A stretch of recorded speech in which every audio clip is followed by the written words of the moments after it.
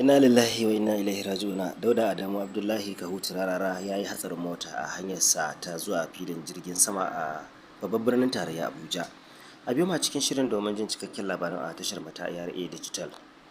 Kamar yadda kuke gani a wannan rana, shahararren mawaƙin nan na siyasa kuma shugaban mawaƙan jam'iyyar APC na ƙasa wato Dauda Abdullahi Kahutu Rarara ya kwantsama hatsarin mota a hanyarsa ta zuwa filin jirgin sama a garin Abuja, inda yake ta gaggawa saboda ya kusa makara.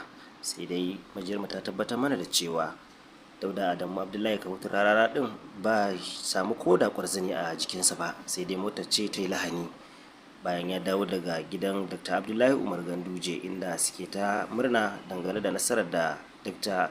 Nasir Yusuf Gawuna ya samu a jihar Kano a zaben gwamnan da ya gabata a wannan shekara ta 2023 a watan Mayu na ranar 18 ga wata kenan, inda kotu ta ayyana Dr. Nasir Yusuf Gawuna a matsayin wanda ya yi nasara a zaben da ya gabata, ta kwace nasarar da Abba Kabir Yusuf ya samu na jam'iyyar NNPP. To dai har zuwa wannan lokaci da muke haɗa muku wannan rahoto ba a samu labarin cewa ciwon nasa ya yi tsamari ba, kuma an tabbatar da cewa yana cikin koshin lafiya.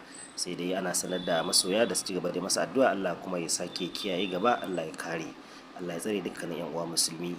Wannan shine sakon da mai magana da yawunsa wato Garba Gaya ya wallafa a shafinsa na Facebook. A biyo ma cikin shiri na gaba domin samun wani sabon labarin da sa daga tashar mata ARA Digital.